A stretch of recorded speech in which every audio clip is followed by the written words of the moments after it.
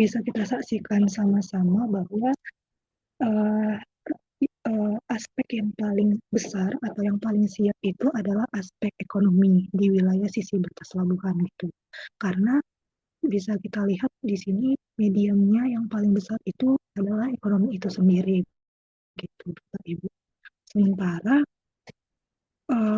aspek sosial di sini sangat rendah, yang menunjukkan 3,1%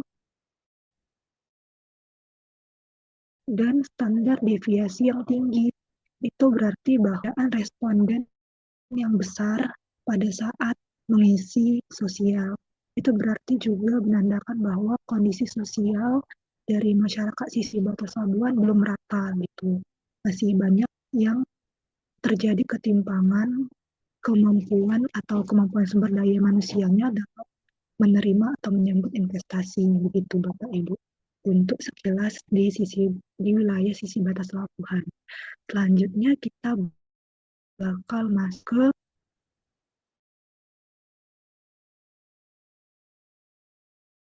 wilayah Palai Bapak Ibu. Bisa kita saksikan bahwa aspek yang paling besar itu adalah kondisi politik. Di sini menunjukkan bahwa sebenarnya kondisi politik dan pemerintahan di wilayah Tanjung Balai sudah sangat baik dibandingkan aspek yang lain karena memberikan suara yang paling tinggi gitu.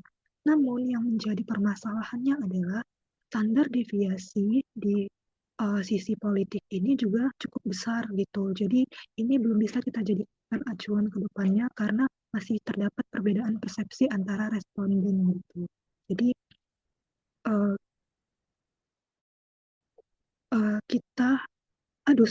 berarti kondisi politik ini menunjukkan rata-rata tertinggi dengan standar deviasi yang cenderung rendah. Berarti, maaf saya tadi salah, kondisi politik dan pemerintahan di Kota Tanjung Balai sudah siap untuk menerima investasi dan juga standar deviasinya juga cenderung rendah daripada aspek yang lainnya. Itu menunjukkan bahwa persepsi dari responden itu hampir sama dalam mengisi surveinya kemarin gitu.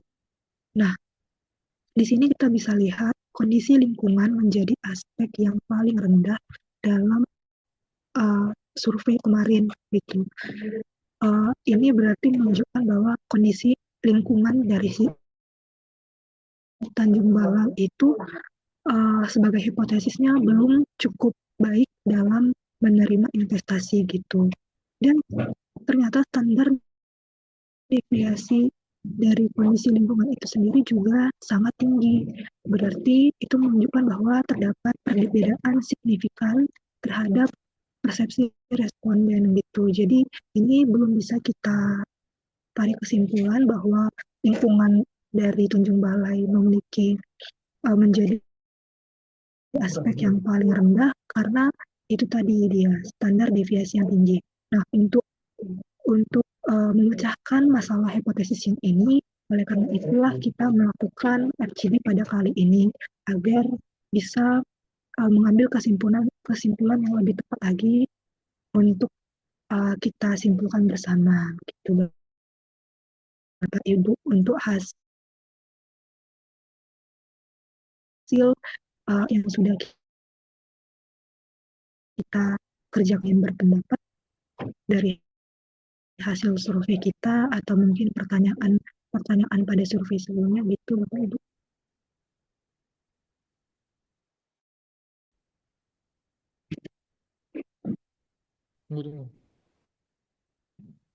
Lanjut saja dulu, Bu.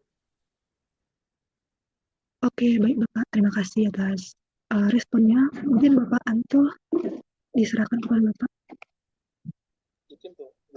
Terima kasih Mbak Rose.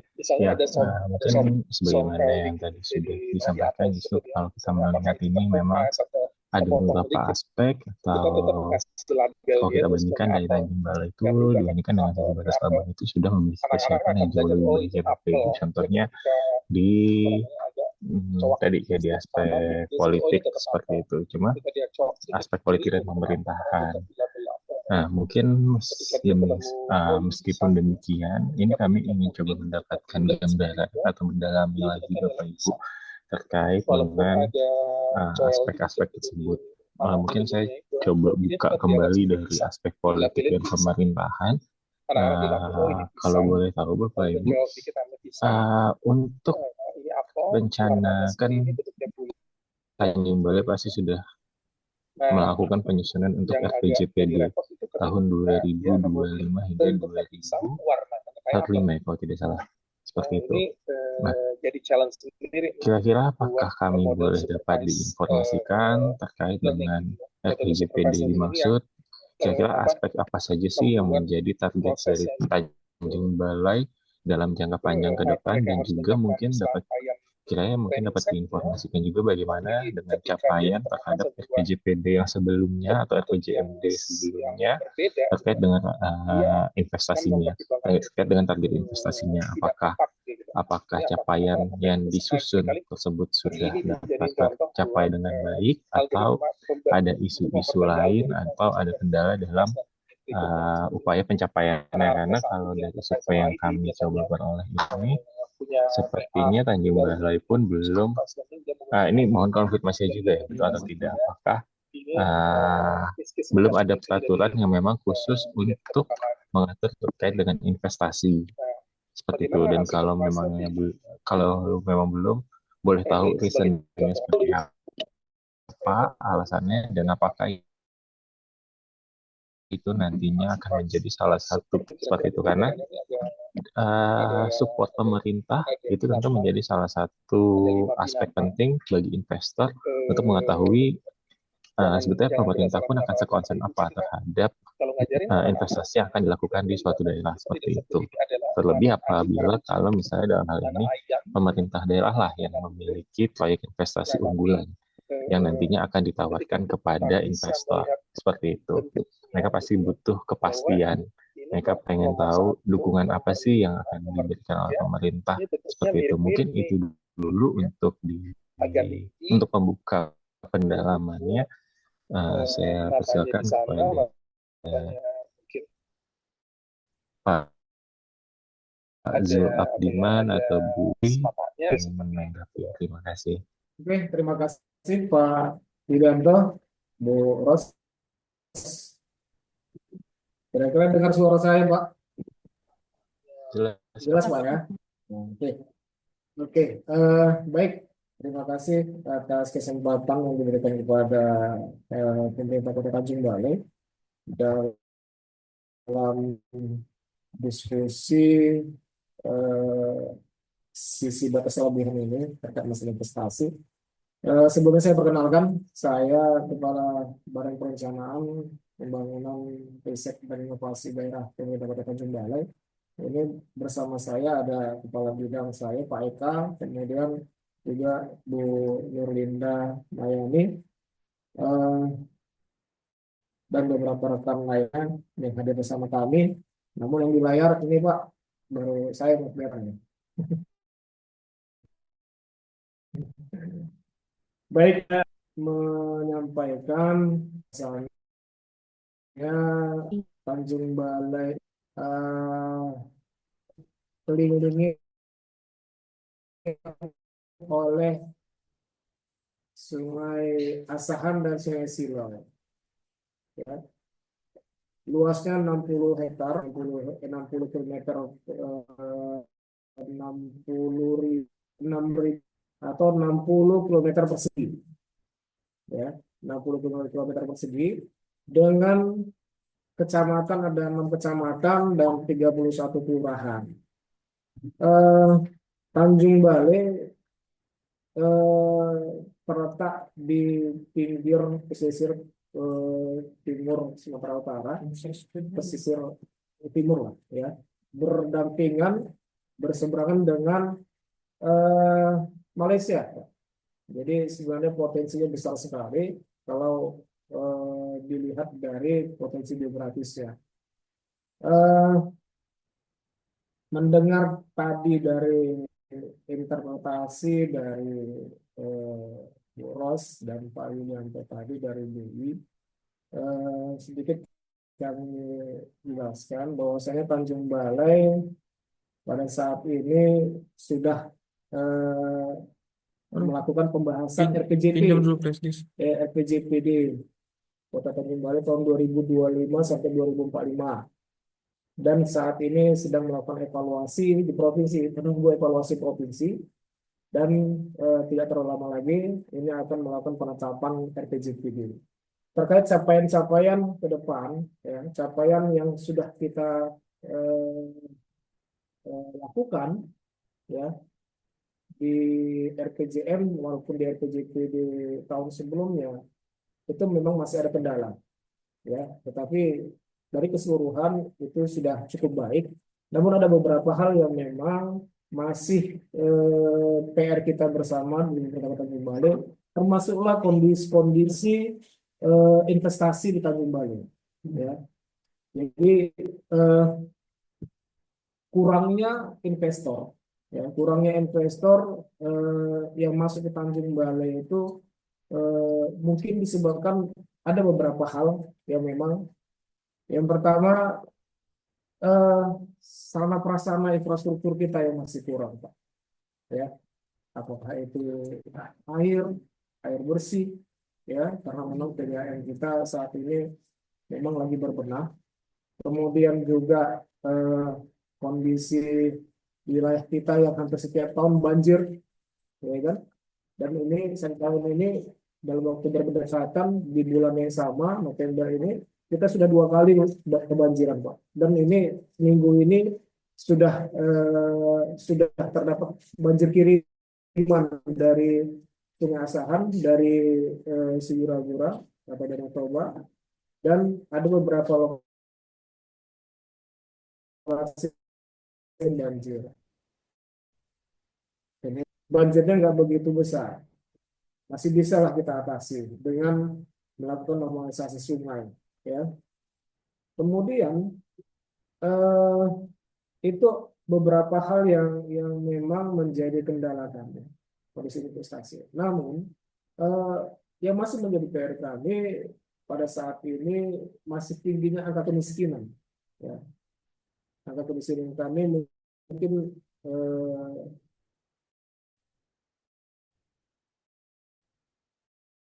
termasuk tinggi di Sumatera Utara, angka rilis terakhir, tapi mungkin angka sementara dari BPS yang kami dapat itu 11,97%.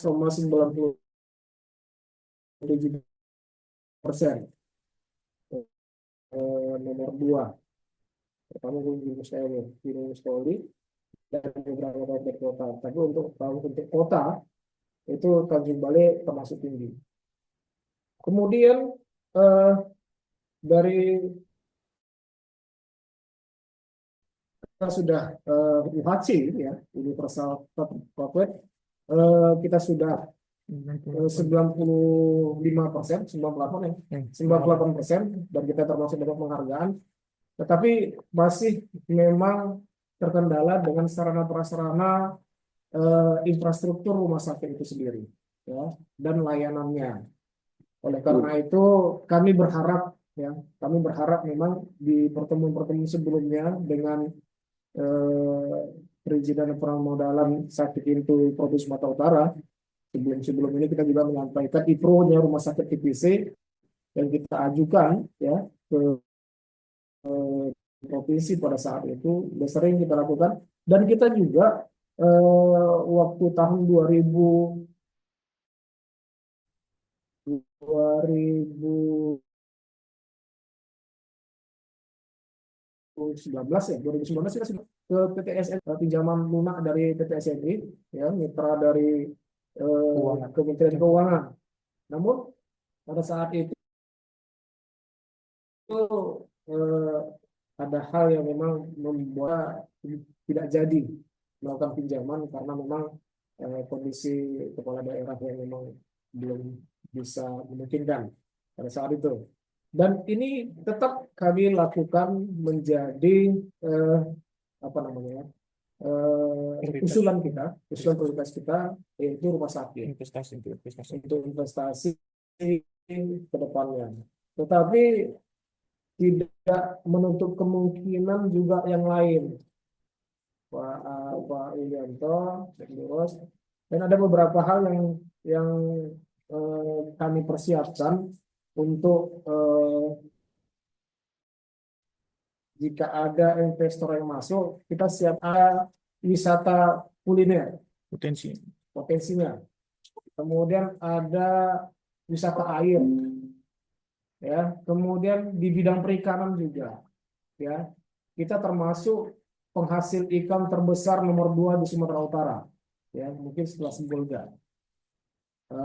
Hampir setiap kalau dari balai karantina ikan pada saat ekspos kemarin ada sekitar 15 juta ton, ya, setiap bulan.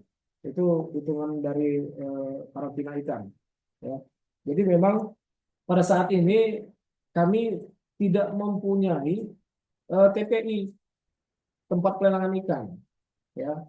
Padahal untuk daerah yang memang penghasil ikan terbesar Sumatera Utara itu sangat kami butuhkan sekali. Beberapa tahun yang lalu ini sudah kita usulkan, tetapi karena tidak ada lahan, akhirnya yang dibangun di Asahan, Pak, TPI. Kita tidak bisa menyiapkan lahan untuk itu.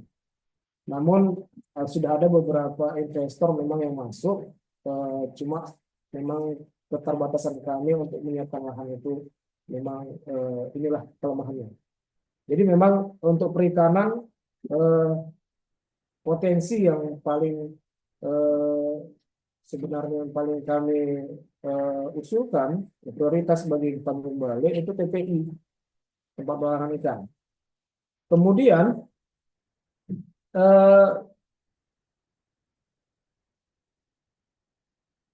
Kemudian pariwisata tadi saya sebut, pariwisata. Bukan hanya pariwisata kuliner saja, tetapi juga di Tanjung Balai ini mempunyai 10 pulau. 10 pulau kecil lumayan, ada 10 pulau, tetapi ada 4 pulau yang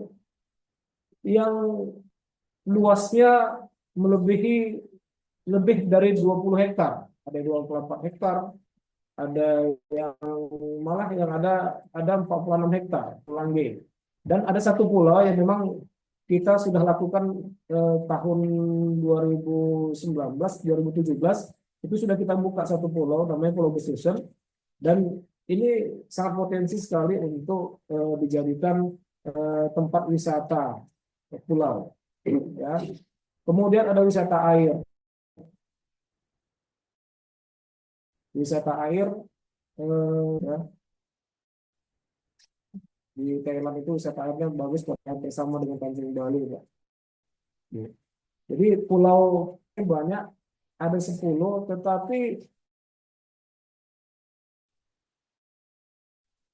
7 yang baru dari sesuai dengan keputusan Mendagri, keputusan Menteri Dalam Negeri nomor 100.1.1/6117 tahun 2022 tentang pemberian dan pemutakhiran kode data wilayah administrasi pemerintah dan pulau. Dan memang pada saat ini kami sedang melakukan sertifikasi, ya, melakukan sertifikat untuk pulau-pulau yang sudah diakui oleh Mendagri, termasuk ini.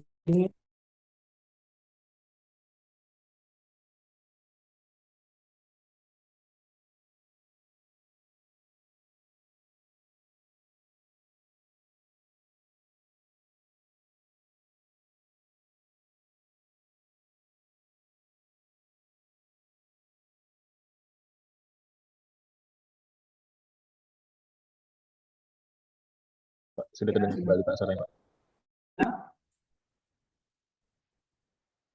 Sudah, Pak? Ya, sudah Pak, boleh. Iya, izin. Mohon maaf Pak Yanto. Saya lanjutkan ya Pak, ya. Jadi dari 10 pulau yang saya sampaikan tadi, ada 4 pulau besar yang sudah ditetapkan oleh Kementerian Dalam Negeri, yaitu ada Pulau Buaya ini 32 hektar, kemudian Pulau Tualang 24 hektar, kemudian Pulau Langgi 46 hektar. Jadi potensi pulau ini sangat besar sekali kalau seandainya ada saja investor yang ingin menanamkan modalnya ke Tanjung Balai, berinvestasi untuk kemudahan ke segala kemudahan membangun, apakah membangun eh, apa namanya, outbound, kemudian wisata airnya, jadi seperti itu. Dan eh, memang beberapa tahun ini kita dilanda banjir. Ini balik-balik ke banjir nih Pak. Karena jujur ini menyebabkan jadi rusak. Jadi percuma kami membangun dengan menggunakan dana APBD, kemudian dengan menggunakan dana APBN, ya. Tetapi setiap tahun kami sering dilanda banjir. Ini karena tingginya sedimentasi pasir kami di Sungai Asahan, ya. Jadi kalau dilihat dari Pulau Sungai Asahan itu, kita bisa kalau lagi surut Pak, kita bisa bermain bola di apa, di tengah-tengah itu, ya. Jadi memang sangat kali itu saat kita rapat di Bappenas itu sudah kita sampaikan, namun jawaban Bappenas karena ketiadaan anggaran juga Pak, ya. Kemudian tadi juga disampaikan bahwasanya dari kondisi aspek politik di Tanjung Balai tinggi. Benar, nggak salah Bapak ini. Artinya mulai kondisi pada saat pilkada ini Pak, ya, pada saat pilkada memang kondisi politik itu tinggi. Saya nggak tahu apakah ini surveinya beberapa bulan yang lalu mungkin diambil, tetapi tetap memang sebelum politik pun kondisi politik Tanjung Balai itu sangat tinggi. Tapi ini masih bisa eh, dipantau dan masih kondusif, ya, tidak terjadi hal-hal yang kita tidak diinginkan oleh masyarakat maupun pemerintah sendiri. Kemudian juga terkait masalah kondisi lingkungan, ya, kondisi lingkungan juga mempengaruhi kondisi Tanjung Balai, ya, kondisi Tanjung Balai, karena memang Tanjung Balai ini mungkin dari 31 kabupaten kota masih luas daerah kumuhnya Pak, ya. Jadi kita salah satunya kabupaten kota yang mendapat kota tanpa kumuh, ya, kota kumuh ya, kita kumuh ya.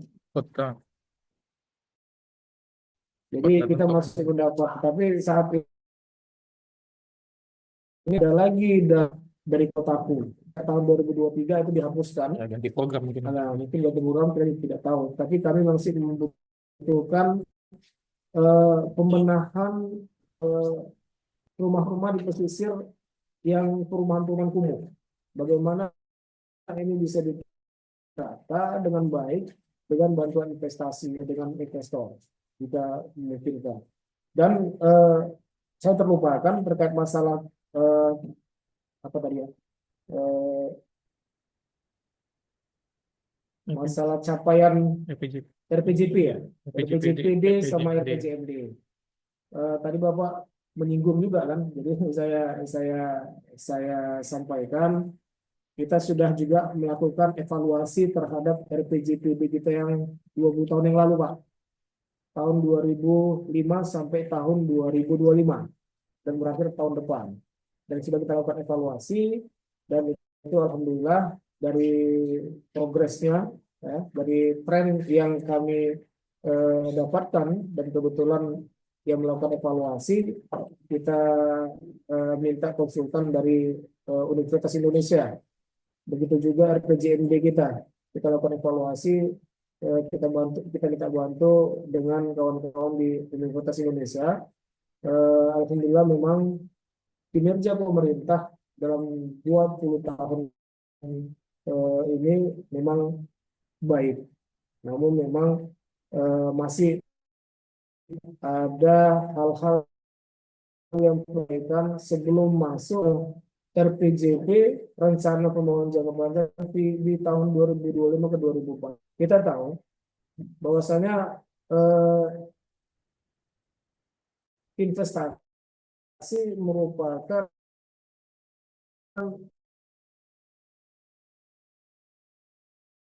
terpenting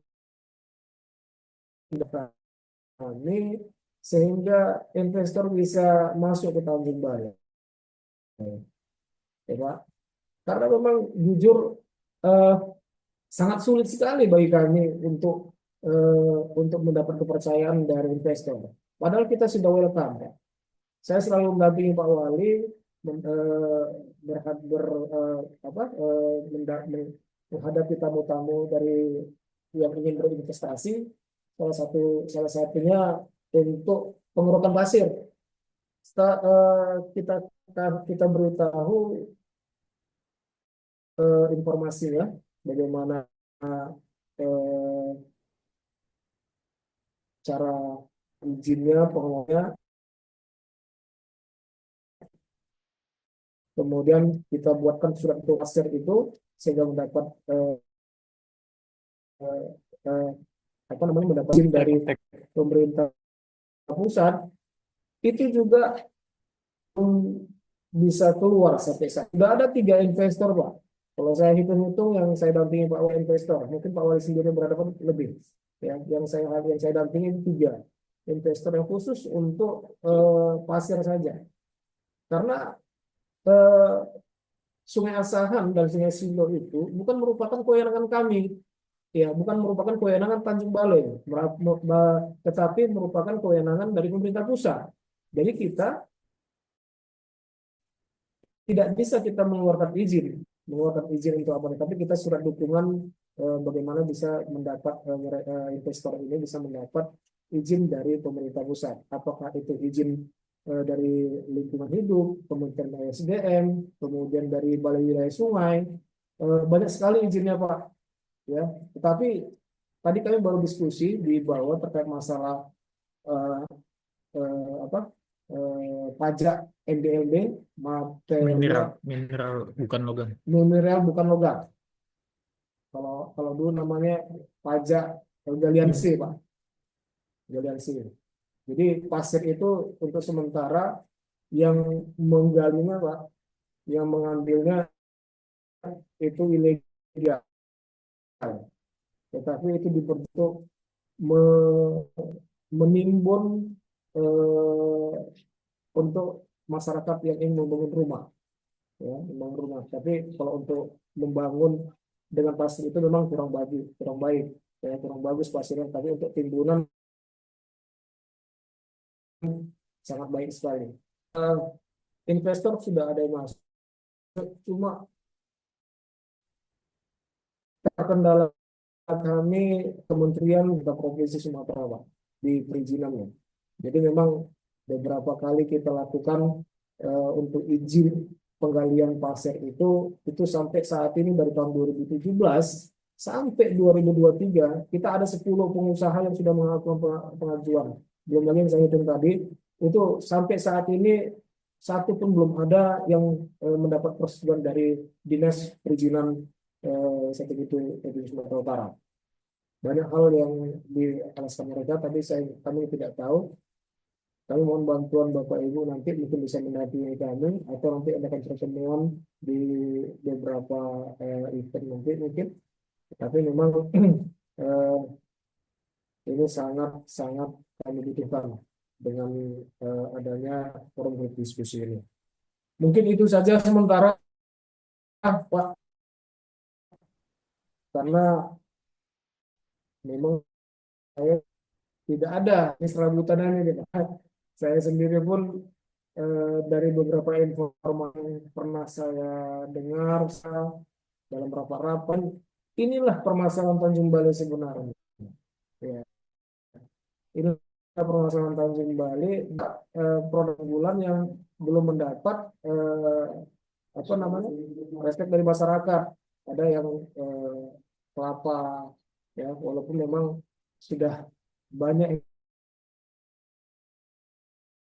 yang tahu, ya sudah banyak yang tahu, ya ini diekspor ke luar negeri. Tapi perusahaan Pak intinya, ya, bukan masyarakat, punya perusahaan. Ya. Kemudian juga tentang kerajinan tangan dari kelapa, dari tempurung kelapa, kemudian eh, dari kerang-kerangan, ya, itu tidak ada dan banyak permintaannya. Tapi memang keterbatasan pengrajinnya, eh, makanya ini tidak bisa dipenuhi, ya, tidak bisa dipenuhi oleh masyarakat pengrajin kita. Memang keterbatasan.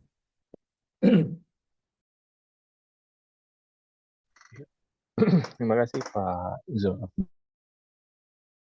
Diman atas informasinya.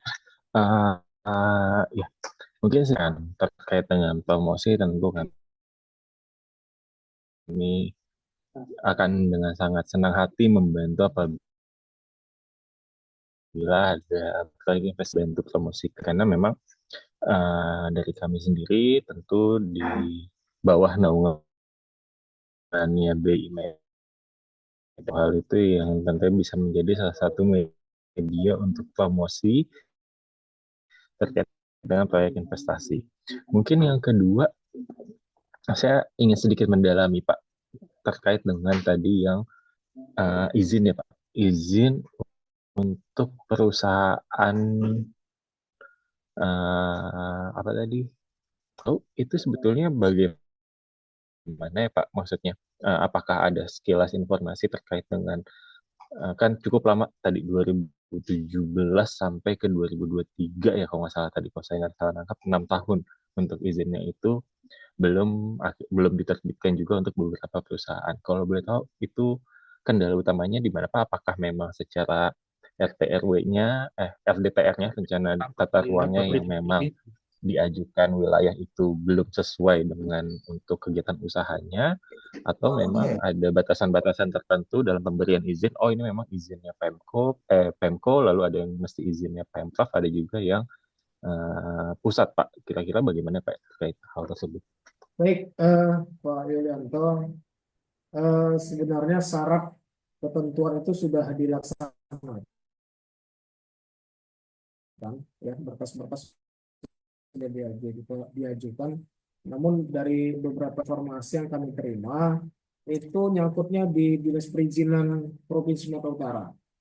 Ya, karena memang eh, kita juga berkomunikasi dengan BWS Balai Wilayah Sungai Sumatera Utara, dan eh, Rekomtek itu mereka dapat dari mereka, dan mereka berikan izin dari BWS sendiri. Mereka izinnya itu diizinkan mereka keluar rekomennya, kemudian sudah kita sampaikan ke perizinan Provinsi Sumatera Utara. Namun sampai di perizinan Sumatera Utara itu terhenti di situ. Tidak ada eh, apa namanya, tidak ada etikat dari Provinsi Sumatera Utara apakah ada menyampaikan apakah ada kekurangan atau belum. Saya pun nggak tahu persis, karena memang Ya, ketiga yang izin, ya ketiga yang ngurus. terus itu langsung pihak ketiga, Pak, pengusahanya, bukan pemerintah. Jadi seperti itu, Pak. Memang udah hampir 7 tahun lah seperti itu. Saya berpikir begini, eh, apakah memang ada program nasional yang ingin dilaksanakan di Sungai Sandy dan Tanjung Balai? Mungkin saya positif seperti itu, tetapi terlalu lama kalau eh, nasional membuat program sampai Sabang ini terbenam oleh air gitu kan. Jadi seolah-olah macam diviralkan gitu kan. Kami juga nggak berharap seperti itu Pak, karena hampir setiap tahun itu terus banjir, kemudian infrastruktur jalan kami rusak, kami bangun, rusak lagi, bangun, rusak lagi gitu kan. Belum lagi itu baru jalan, belum lagi saluran air atau drainasenya kan penuh dengan pasir, sehingga apa namanya aliran air ke sungai itu tidak sampai. Tidak sampai, maka tergenang, kemudian eh, masuk ke eh, daratan. Jadi begitu Pak. Ya, baik, Pak. Terima kasih Pak atas informasi. Mungkin Bang Jansan atau Mbak Rosik, kalau misalnya ada yang ingin didalami juga.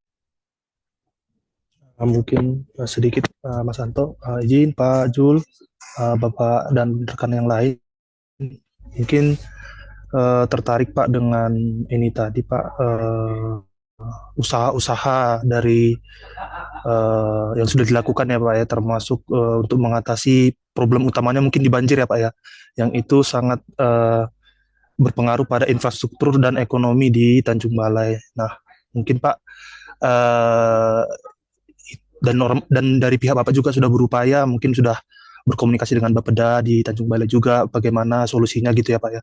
Mungkin itu dari sisi yang perlu kita inilah ya kita tingkatkan kembali. Tetapi mungkin saya lihat potensi yang paling utama Pak di Tanjung Balai itu di sisi kemaritimannya Pak. Kita ketahui sebenarnya Kota Tanjung Balai itu punya potensi di mana adanya selat yang berbatasan dengan negara Malaysia Pak. Nah, sebenarnya kalau kita lihat benchmark ya Pak dengan beberapa wilayah yang sudah mengembangkan khususnya di sektor pariwisata Pak. Itu ada beberapa seperti Pulau Berhala gitu ya Pak ya yang bisa dijadikan sebagai lokasi objek pariwisata. Nah, tadi informasi dari Pak Jul juga sudah ada beberapa pulau ya Pak ya yang sudah disetujui ya Pak ya. Artinya, nah itu yang perlu saya mau perdalam Pak. Apakah dari sudah disetujuinya pulau yang 6 pulau kalau nggak salah ya Pak Jul ya? Itu Pak, 7 pulau ya Pak ya. Nah artinya sejauh mana dari pemerintah Kota Tanjung Balai Pak untuk memajukan pulau itu tersebut, artinya langkah awalnya seperti apa Pak? Nah mungkin kedepannya itu juga apa sasarannya, apakah sudah ada seperti itu Pak yang bisa kita dapatkan Pak untuk informasi.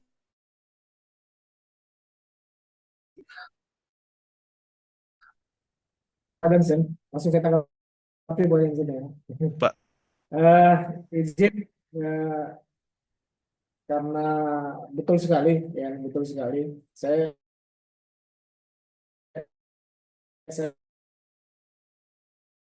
mengawali tadi karena eh, awalnya kami berpikir Malaysia atau dari Port Klang, sekarang Port Dickson Pak.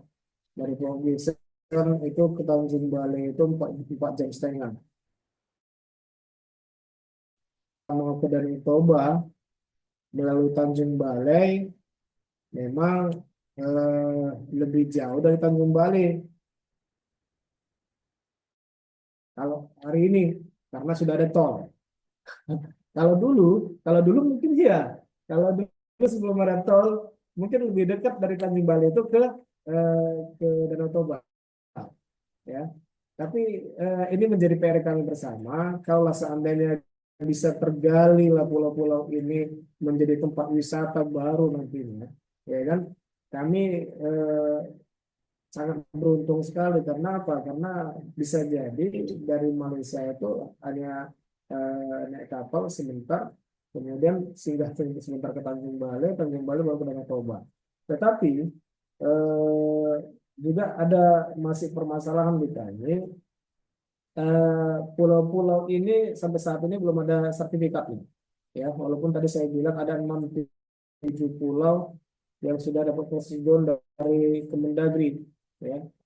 Ya, Pulau Besusan, Pak, itu 24 hektar di Kelurahan Selat Tanjung Medan, Kecamatan Batu Bangat Timur. Ini sudah ada dalam keputusan Menteri Dalam Negeri 100. Ini memang fungsi lahan saat ini untuk pariwisata, Pak. Namun beberapa waktu yang lalu saya mendampingi Forkopimda, Pak, dan Lanal, Polres, Kajari, kemudian Komandan Lapas. Jadi setelah saya paparkan di dalam kapal bahwasanya kita ada pulau yang lumayan luas, namanya Pulau Langge, kemarin itu. Itu 46 hektar. Dan beliau ingin pemerintah menghibahkan ke mereka, ke lapas, untuk membangun lapas baru, ya kan, membangun lapas baru. Dia berpotensi bagus, tetapi karena ini kan pulau ini kan bukan pulau utuh, Pak, ini pulau delta, Tumbuh. Nah, pasir yang tumbuh, pulau yang tumbuh melalui pasir yang tumbuh, ketumpukan pasir. Kemudian kelihatan dari satelit memang ini hijau, tetapi sebenarnya ini tumbuhan yang nggak Yang belum ada daratannya. belum ada daratannya. Di dalam itu Sedikit. mungkin Iya. sedikit ada daratan, kemudian sisanya genangan-genangan air. Ya, kalaupun dijadikan pulau seperti itu nampak dari satelit kelihatan pulau, tetapi kalau dibangun menjadi bangunan lah, gedung, ini sangat riskan sekali karena akan membutuhkan kos yang sangat besar. Ya, karena pada umumnya Tanjung Balai itu tanahnya tidak stabil, Pak. Makanya kalau untuk membangun rumah atau gedung di Tanjung Balai itu butuh biaya besar, karena harus pakai di bawah dibenamkan kayu, kemudian ataukah apa namanya bambu yang kuat itu ke dalam 3 meter, barulah bisa mendudukkan apa namanya bantalan pondasinya. Jadi seperti itu. Makanya ada memang yang minta apakah itu dari Lanau, kemudian dari Lapas, untuk sebenarnya kalaupun jadi itu, ini juga bisa menjadi objek wisata, ya, Tanjung Balai bisa menjadi objek wisata, tapi butuh waktu memang agak lebih panjang, Pak. Jadi memang untuk pulau-pulau itu sendiri pun langkah-langkah kami sudah kita lakukan, Pak. Sudah kita buat rencana-rencana yang ke depan, apakah itu di Pulau Besusen yang sudah 4 hektar sudah kita timbun, Pak. Lumayan, hampir 1,5 meter itu nimbunnya kemarin, baru 4 hektar. Sisanya itu masih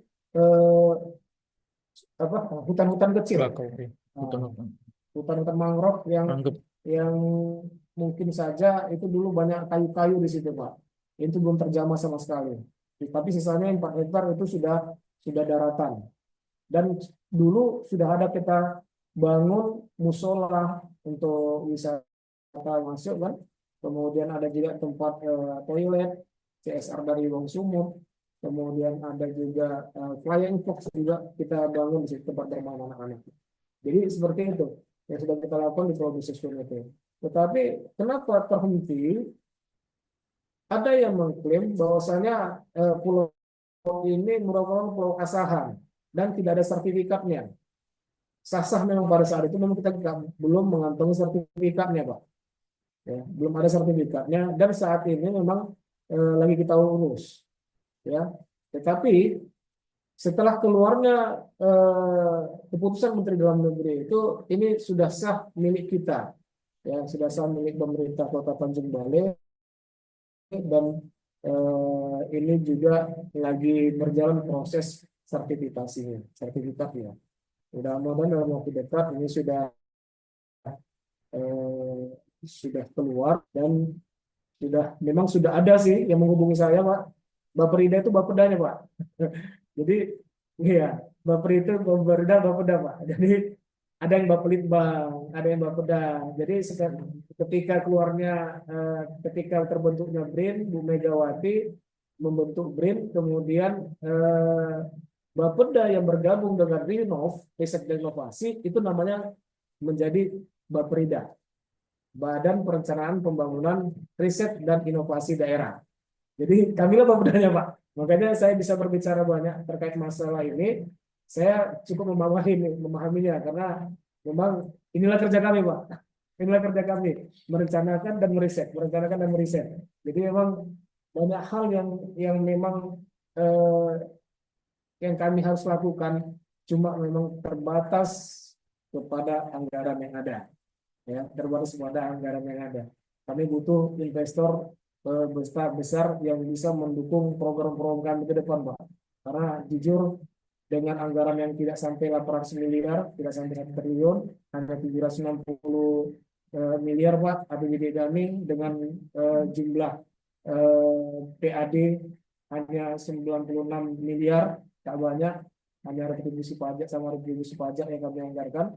Kalau yang lain tidak ada, nah, makanya kami membutuhkan investor yang bisa masuk masuk ke Tanjung Balai, bukan hanya sekedar membangun infrastruktur, tapi juga tenaga kerja yang ada di Kota Tanjung Balai. Walaupun angka pengangguran Tanjung Balai tidak tinggi, Pak, 4,7, ya, tetapi banyak juga yang pengangguran yang tidak kentara, Pak, ya. Nelayan itu banyak jumlah kami, Pak, tetapi mereka ini kami anggap sebenarnya pengangguran. Karena apa? Ketika pasang naik, mereka tidak bisa melawan dan tidak mempunyai penghasilan yang memadai. Nah, makanya kondisi ekonomi Tanjung Balai juga tidak begitu baik-baik saja, walaupun memang pertumbuhan ekonominya cenderung meningkat dari pasca COVID. Mungkin itu sementara, Pak. Baik, Pak. Terima kasih buat informasinya. Baik, Bang Johnson dan Bapak Zul atas insight-nya tadi. Nah, di sini saya ingin bertanya sedikit, Bapak. Tadi kan dari pulau-pulau yang ada itu merupakan hasil dari sedimentasi dari pasir-pasir yang ada. Nah, saya hanya curious aja, Pak. Berarti Tanjung Balai itu sendiri bagaimana, Pak, demografinya? Makanya kenapa hal itu bisa terjadi? Karena pasirnya itu cepat sekali tersedimen sehingga membuat sebuah perubahan demografi yang cepat. Baik, Ibu Ros, perlu kami sampaikan tahun 2013, ya, dan 2014. Maaf, Bapak, suara. Udah, cek. Ini Ya, halo. Ya, dengar, Bu Ros? Sudah, Bapak, sudah. Sudah, ya. Oke. Tahun 2013 kita bekerja sama dengan BPPT, Bu. BPPT yang di Jogja, yang khusus menangani pantai dan sungai. Mereka 3 bulan di sini untuk melakukan kajian alur pelayaran Sungai Asahan. Mereka dapatilah Sungai Asahan ini sedimentasinya tinggi, sehingga salah satu rekomendasi mereka harus dikerok 10 juta kubik harus dikerok. Itu hanya di alur pelayarannya, Bu. Lalu saya tanya, sebenarnya pasir ini begitu besar dapat dari mana, Pak? Dari mana asalnya? Apakah dari laut? Tidak, katanya. Dari pihak peneliti BPPT tidak dari laut, Pak. Satu, pasir laut itu tidak mengandung bauksit, ya, dan tidak mengandung silika. Pasir Tanjung Balai ini mengandung bauksit dan mengandung silika, zinkum, ferum, dan segalanya. Ya, silikanya tinggi, ya, lumayan 76%, dan menurut Indo saat itu udah sampai 20, nggak tahu kita terakhir penelitian terakhir dari BPPT itu hanya 76%. Kemudian diuji lagi di laboratorium Kedaung, pernah kami bawa ke perusahaan Kedaung di Tanjung Merawa, Bu.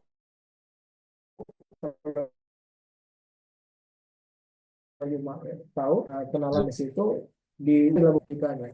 Kenapa saya menyampaikan kandung silika? Jadi silika itu adanya, bauksit itu adanya dari gunung, Bu. Jadi sedimentasi pasir yang ada di Tanjung Balai itu dari Gunung Danau Toba. Kita tahu historis Danau Toba ya, Bu, ya. Itu merupakan dulu gunung gitu. Jadi kenapa sebesar itu? Saya pun nggak tahu, lu tanya. Kalau pulaunya itu memang sebelumnya sudah ada, tapi awalnya kecil, kecil, membesar, membesar, membesar, luas, luas, luas, yang seperti itu. Seperti Pulau Pulau Tuan Tauhir itu, Bu. Itu kita lihat dulu itu 3 hektar, Bu. Dan salah saya itu eh, berapa hektar ya? Gitu nih. Dia nomor 3. Itu sekarang ada 11 hektar ya. Kemarin ada investor juga yang datang untuk berinvestasi, membangun apa saya tidak tahu, membangun tempat wisata di situ karena kebetulan di Pulau Tahir itu dekat dengan eh, jembatan Tabayang. Jadi eh, sangat strategis sekali untuk dibangun tempat wisata dan tidak terlalu jauh dari daratan, ya, tidak terlalu jauh dari daratan. Eh, dan yang punya itu pulau ada, tetapi ketika diklaim saya hanya punya 3 hektar kemarin pulau itu. Sekarang sudah 11 hektar, Bu. Eh, itulah yang membuat eh, luas wilayah beberapa itu menjadi lebar karena memang sedimentasi pasirnya, ya. Dan bukan itu saja, kirim yang selama berapa tahun, selama 20-30 tahun ini mempengaruhi eh, kondisi alur pelayaran Tanjung Balai, ya. Jadi memang pelabuhan Teluk Nibung itu pernah ditutup karena alur pelayarannya, Bu, tidak bisa masuk kapal. Nelayan-nelayan kita juga seperti itu. Ketika pasang baru mereka masuk. Kalau pasang mereka sudah bergerak ke laut, pulang mereka baru masuk. Kalau siang di jam 4 sore itu masih surut, belum bisa masuk kapal ke ke Tanjung Balai. Nah, jadi itulah kondisi kondisi Balai Uang. Saya akan kelola satu pulau yang ada di Tanjung Balai untuk wisata lain. Karena memang sangat-sangat potensi sekali. Dan untuk ke pulau-pulau itu nggak berjauhan, Bu.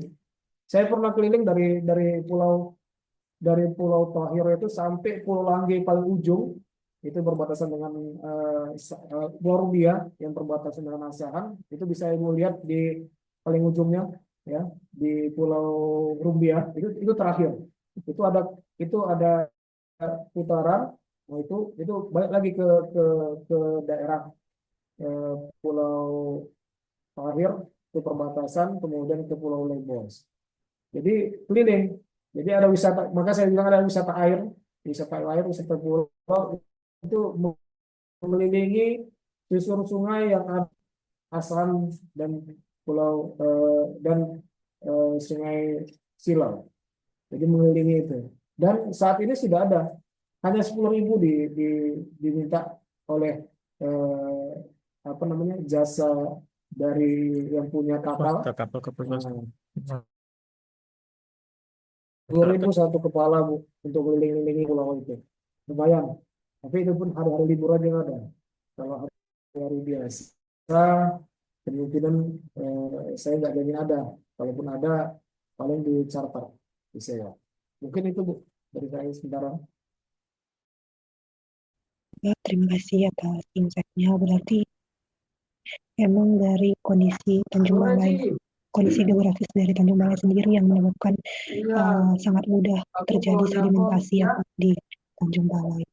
Nah, mungkin terkait hal itu, terkait kondisi geografisnya, saya sudah cukup mengerti. Mungkin untuk pertanyaan selanjutnya, adakah dari Bapak Anto?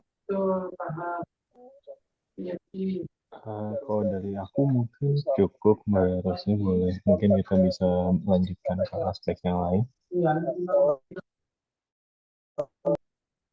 Bapak. Oke, baik, Bapak. Kita lanjut ke aspek politik dan hukum dulu ya, Bapak. Nah, di sini saya cukup tertarik dengan apa yang tadi Bapak sampaikan bahwa eh,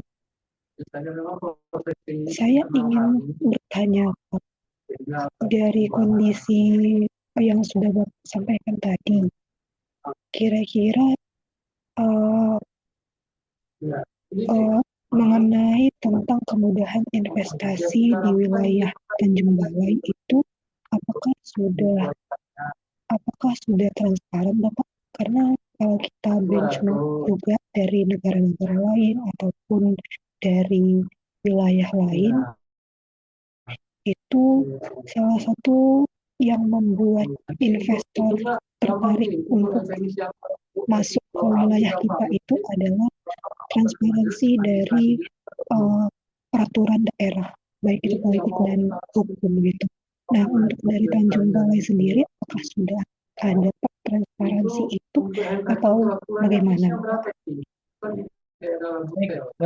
Ibu Ros, sebenarnya yang pantas untuk menjawab ini ada dari BPNPT SP. perizinan Tanjung Balai ini ada Bupati mungkin. Oke, Pak Kaban, terima kasih Pak Kaban. Ini kami dari DPM PTSP. Selamat sore, Bu Ros ya. Ini kan di kantor mana? Begini. Mohon maaf ya Bu, ini kamera kami mau lagi bermasalah. Jadi kamera kami nggak bisa nih Bu. Dari tadi udah diperbaiki juga nggak bisa. Mohon maaf, mohon izin ya Bu ya. Ini mungkin untuk perda piketnya untuk kemudian investasi kami belum punya Bu. Tapi kami sudah mengusulkan, insya Allah mungkin tahun depan 2025 mungkin sudah bisa Bu ada nanti untuk peraturan daerahnya Bu.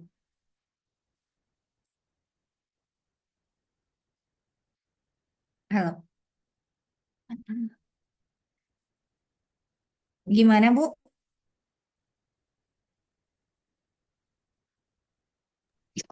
Oh ya, Bu sorry Bu, Ros? tadi masih mute. Ya Bu. Nah,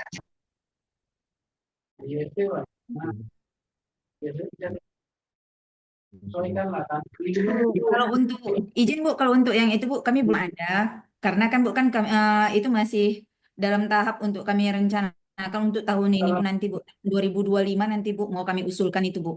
Jadi sampai saat ini perda pikir kami belum ada Bu untuk kemudahan investasi kami Bu.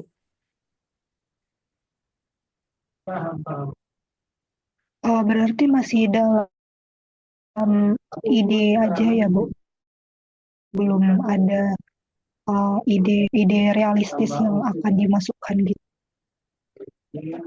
Belum ada Bu. Belum ada Bu kalau Baik, untuk Bu. itu Bu. Kalau Iya. selain kemudahan investasi Bu, misalnya peraturan mengenai investasi lainnya yang mungkin perlu diperlukan oleh pihak investor itu apakah sudah ada dimasukkan ke dalam media online kan? Untuk itu juga belum ada Bu untuk kami masukkan ke media online Bu. Belum ada Bu. Kalau boleh tahu kendalanya di mana ya Bu? Apakah belum kepikiran atau mungkin ada kendala lain?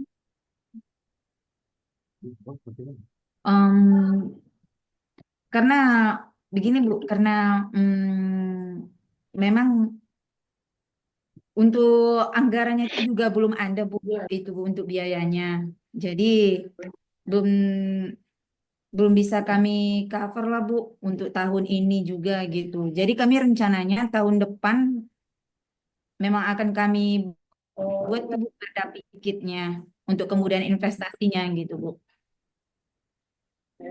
Karena di tahun depan juga kami bakalan membuatkan rancangan umum penanaman modalnya RUPM. Yang nantinya RUPM itu juga sejalan dengan visi misinya Pak Wali Kota kami yang baru gitu.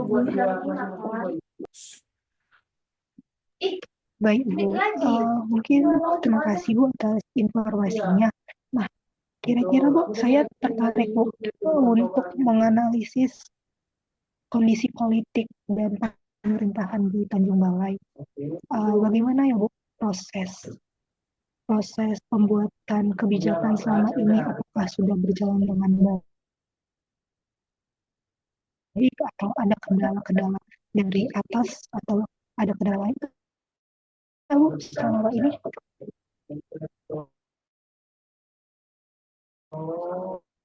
kami, Bu. Apa kami, Bu? Kendala kami. Aman, Mas. Izin menambahkan, Bu.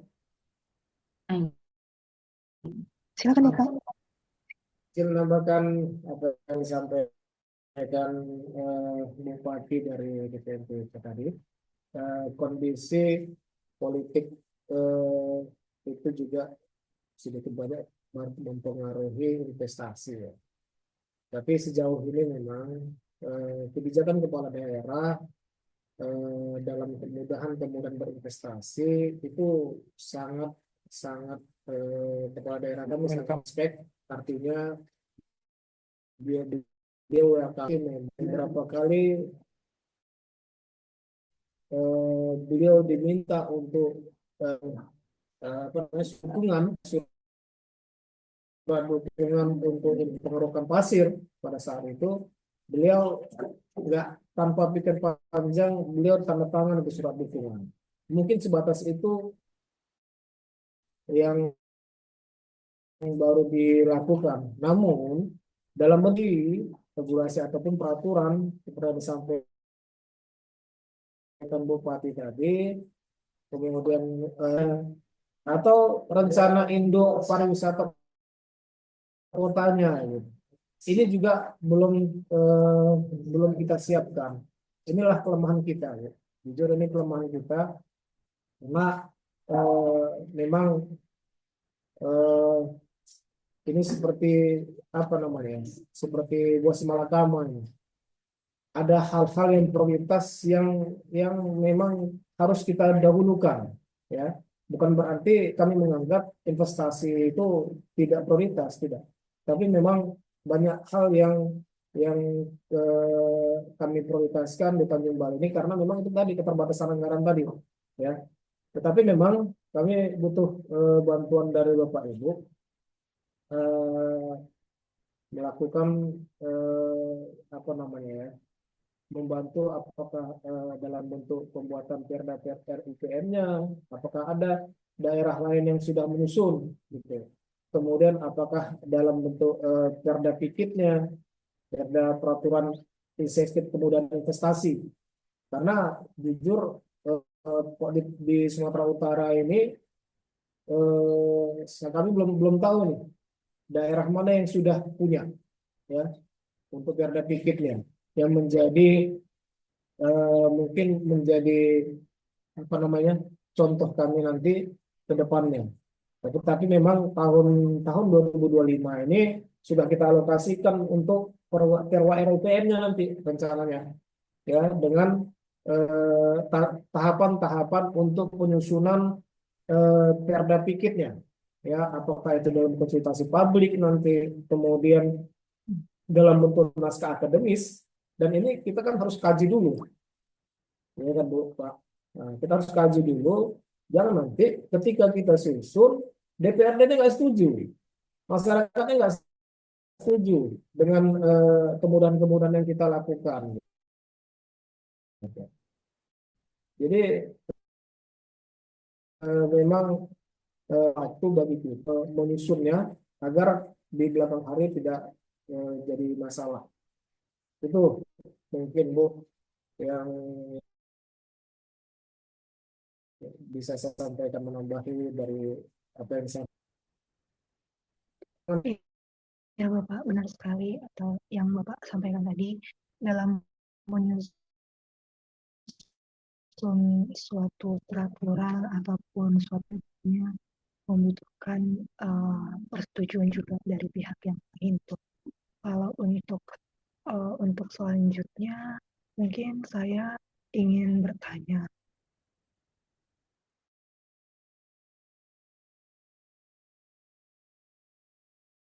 Saya kira sudah cukup tadi. Nah, untuk selanjutnya itu, halo, halo Bapak, apakah suara saya sudah terdengar? Baiklah. Oke, kita lanjut ya Bapak. Maaf, kan tadi jaringannya sepertinya kurang bagus ya Bapak. Kita lanjut aja. Kira-kira Bapak, tadi kan seperti yang disampaikan bahwa terdapat kondisi geografis dari Tanjung Balai itu karena mudah sekali perubahan demografis karena pengendapan dari si pasir tadi gitu Pak.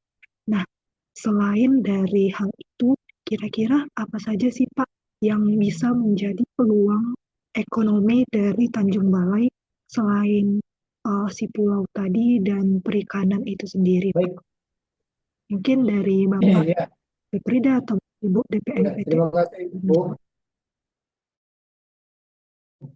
Eh, yang lain peluangnya bahwasannya Tanjung Balai saat ini lagi menyusun RT/RW, Bu. Lagi menyusun rencana tata ruang wilayah kota, revisi ya, revisi RT/RW.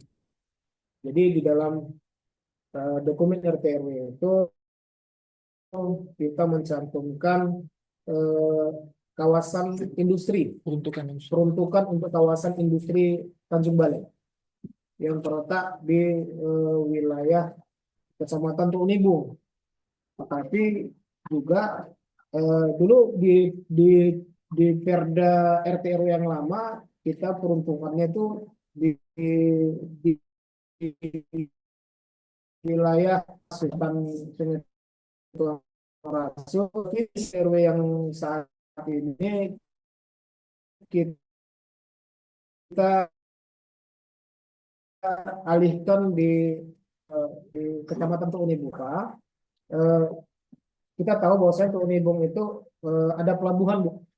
Ada pelabuhan, ya. Jadi syarat dengan gudang-gudang, ya, gudang-gudang dari pengusaha yang ada, ya, gudang-gudang, apakah itu gudang tempat apa namanya, bahan-bahan atau komoditi yang mau diekspor ke luar negeri.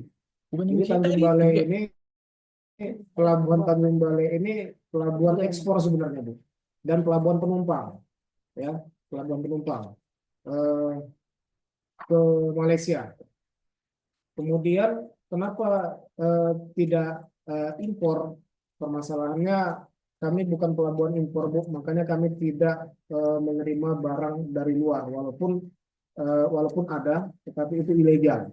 Dulu pernah ada masuk, ya, dulu pernah ada masuk 6 komoditi, tetapi 6 komoditi tersebut itu dilarang oleh Kementerian Perdagangan. Itu pada tahun 2016 atau 2017 ya. Nah, seperti itu. Kita masih ada pelabuhan ekspor dan dari beberapa titik mengirim bahan-bahan, barang-barang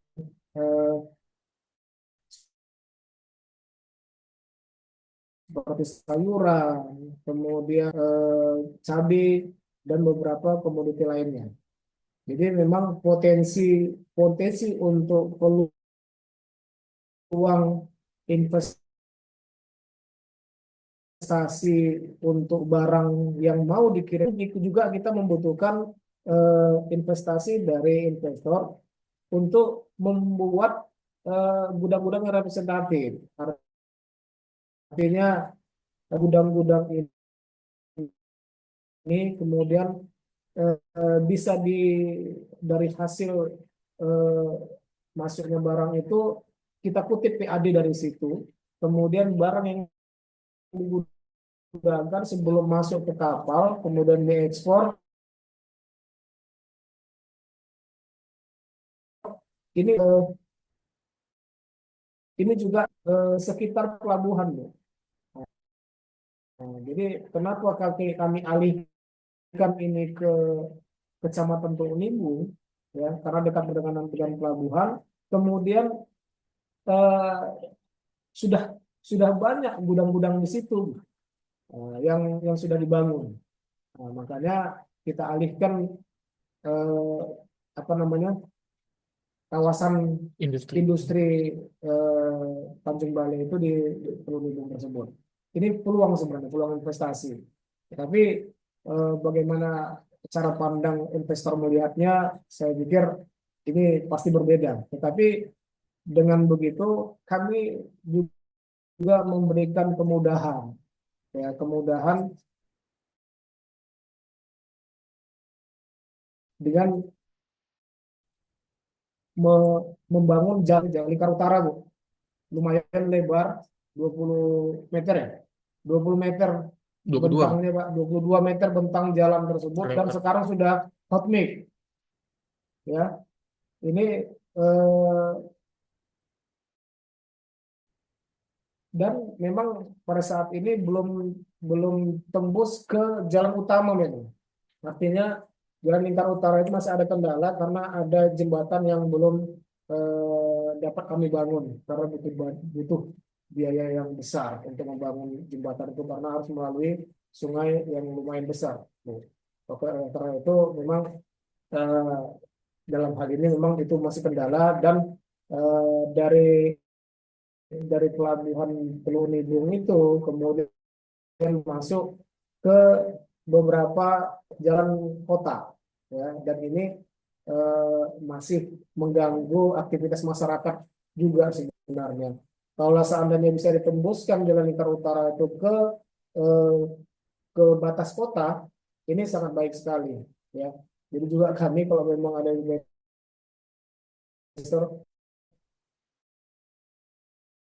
bisa masuk, membuatnya sangat bagus sekali. Itu, Bu. Baik, Bapak, terima kasih atas informasinya bahwa ternyata potensi gudang dan juga potensi kawasan industri menjadi potensi yang bisa dikembangkan di Tanjung Balai. Nah, saya ingin bertanya juga, Bapak, kira-kira apa yang menjadi kendala dalam setiap pengembangan potensi investasi di Tanjung Balai ini sendiri? Yang seperti Bapak sampaikan tadi kan bahwa Bapak mengatakan bahwa banyak investor yang kurang yakin dengan Tanjung Balai. Nah, kira-kira itu karena apa, Pak? Dan apakah ada kendala lain, Pak, dalam... Ya, baik. Saya tadi bilang kurang yakin karena memang infrastrukturnya, ya, dalam air mungkin, listrik, ya. Jadi pernah kita bangun kawasan industri di STR, tetapi memang permintaan dari pihak ketiga pengarah itu harus membangun jalan ke akses ke kawasan industrinya, gitu. Kita bebaskan 30 hektar lahan dari pihak ketiga tersebut, namanya PT Delimas Surya Surya Kanaka. Kanaka. Jadi mereka berikan 30 hektar, namun harus dengan itikat dari pemerintah kota. Artinya mereka memberikan 10 hektar dulu pada kita. Sudah kita bangun apa namanya denah dari kawasan industri tersebut dan kita sudah bangun juga tempat apa namanya seperti tempat pasar gitu loh. Ya, tempat pasar. Kemudian juga mobil masuk sarana prasarana yang benar, tetapi memang menurut ya itu belum cukup karena memang biaya yang besar, kami tidak memenuhi yang lainnya karena memang pengusaha yang lain yang disiapkan kawasan industri tidak ada yang masuk, ya, belum ada yang masuk. Ya, saya nggak tahu persis apakah ada regulasi yang belum kami lakukan seperti saya sampaikan tadi, apakah RUPM-nya belum selesai, kemudian juga piketnya, perda piketnya belum ada. Mungkin kesiapan kita juga, karena investor masuk kan mereka bertanya, adakah yang terkait masalah ini, masalah kemudahan, kemudian masalah RUPM-nya itu belum kita siapkan. Mungkin kelemahan kami itu di situ. Makanya banyak investor itu yang lari gitu. Makanya untuk melakukan percepatan ini, mohon bantu kami Tanjung Balai bagaimana bisa melakukan percepatan ini untuk menyusun apa-apa saja dokumen-dokumen yang kira-kira pada saat investor masuk itu diminta mereka. Karena persiapan kita cuma yang di IPRO rumah sakit, belum ada yang lain. Kalau IPRO yang rumah sakit mereka sudah survei. Ya, untuk rumah sakit mereka sudah survei dan itu sudah melalui syarat dari SMI, PT SMI dan Keuangan. Nah, itu yang sudah memenuhi syarat dan sudah memenuhi syarat dari perizinan dan penanaman modal Provinsi Sumatera Utara dan BKPN ya, BKPN. Nah, itu yang sudah memenuhi syarat dan tinggal menunggu investornya saja. Saya nggak tahu apa lokasi rumah sakit itu jalannya nggak begitu lebar, ya, hanya 5 meter, ya, 5 meter, dan dia tidak di jalan protokol, tetapi dekat dengan jalan protokol, jalan utama, nggak terlalu jauh masuk ke dalam, ya. Tapi memang berdekatan dengan Polres, yaitu bandar, kemudian di sebelahnya juga lapangan yang sangat luas sekali, ya, dan lahannya juga ada yang bebas di situ. Tidak ada, mungkin itu bukan dokumennya mungkin yang membuat investor itu tidak belum. tidak jadi investasinya kita kembali. Mungkin bisa lihat Bu, terus informasinya. Nah, tadi saya tangkap bahwa memang dari sisi daerah yang belum mempersiapkan legalitas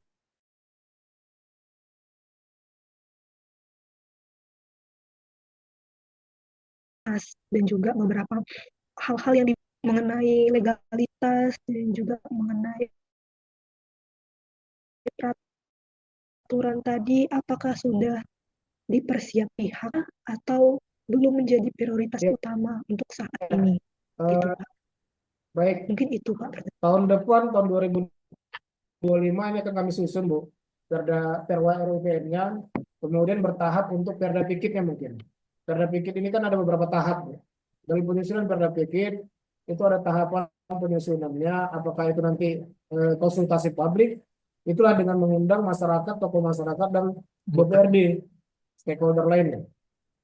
Ya kan? Kemudian juga yang tak kalah penting ini naskah akademis.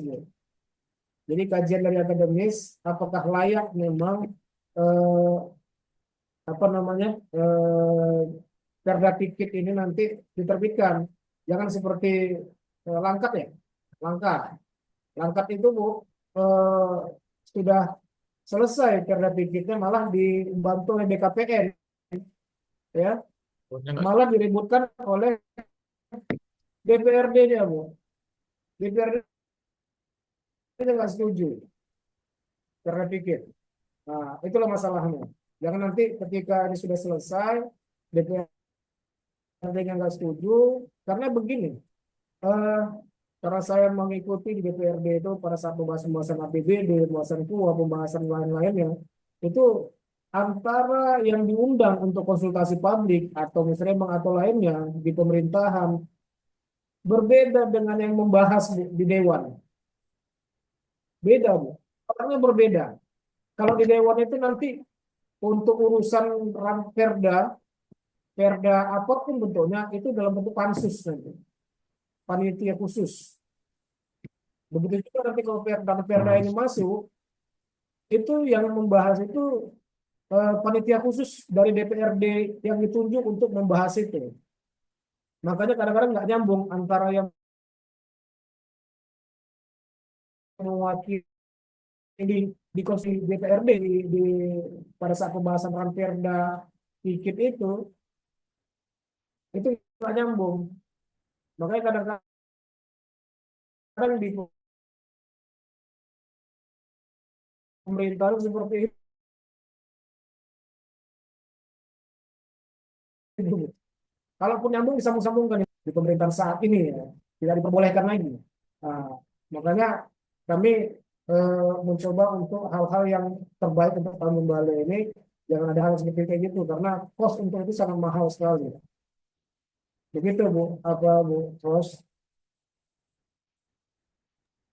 Baik Bapak. Berarti pihak Bapperida dan juga BPM PTSP sudah berupaya untuk pembuatan beberapa perda tadi ya Bapak. Sementara kita masih, iya benar.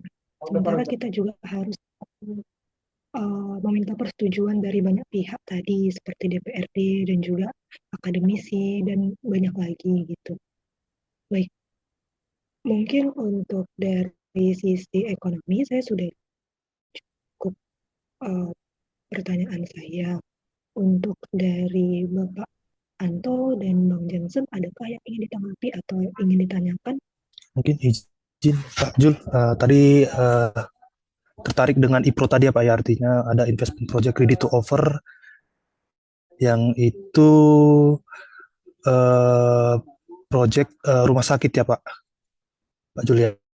Nah kalau menurut saya Pak, mungkin dari sisi itu dulu Pak, mungkin kalau mungkin ini saran ya Pak ya, kita kan sudah tahu kalau salah satu di kita di Sumut itu di Siantar Pak itu untuk proyek pembangunan rumah sakit yang Jasamen ya Pak ya, itu sudah berhasil Pak. Nah mungkin di sisi itu Pak, mungkin boleh Pak digali informasi kira-kira apa-apa saja poin-poin yang kiranya penting yang mungkin memudahkan memuluskan jalan Pak ya untuk IPRO tadi yang proyek rumah sakit tadi bisa berhasil Pak untuk menarik investor. Nah, kalaupun nanti ada kendala-kendala Pak yang mungkin bisa kan pasti kita sudah punya benchmarknya, sudah punya perbandingannya gitu Pak. Dan juga seperti tadi yang sudah Bapak informasikan kan kendala-kendala yang tidak bisa kita ini ya Pak ya, tidak bisa kita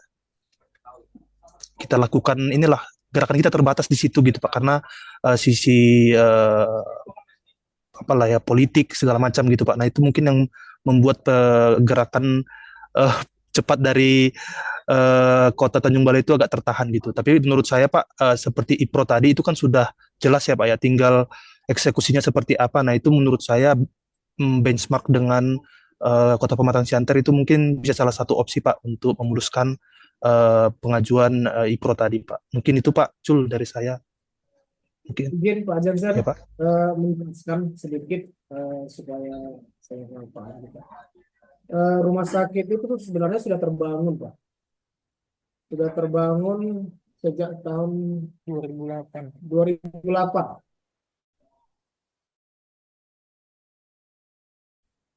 Kemudian dengan 4 miliar ya, 11 totalnya. 11 miliar, 11 miliar Pak. Kemudian tidak sampai selesai, ya, tidak sampai selesai. Cerita sampai pada saat kami pengajuan Pergantian wali kota. PT SNI ya, pengajuan Pinjaman. ke SNI, ke Kementerian Keuangan. Itu sudah kita persiapkan ya, kita kementerian sudah survei dari sisi karena itu pinjaman Pak, jadi mereka lihat data-data APBD kita, APBD realisasi pajak apa segala macam, dan kita sampaikan ternyata memungkinkan untuk mencicil pinjaman tersebut ya dengan bunga yang tidak terlalu besar ya. Tetapi memang karena itu sudah terbangun, cost-nya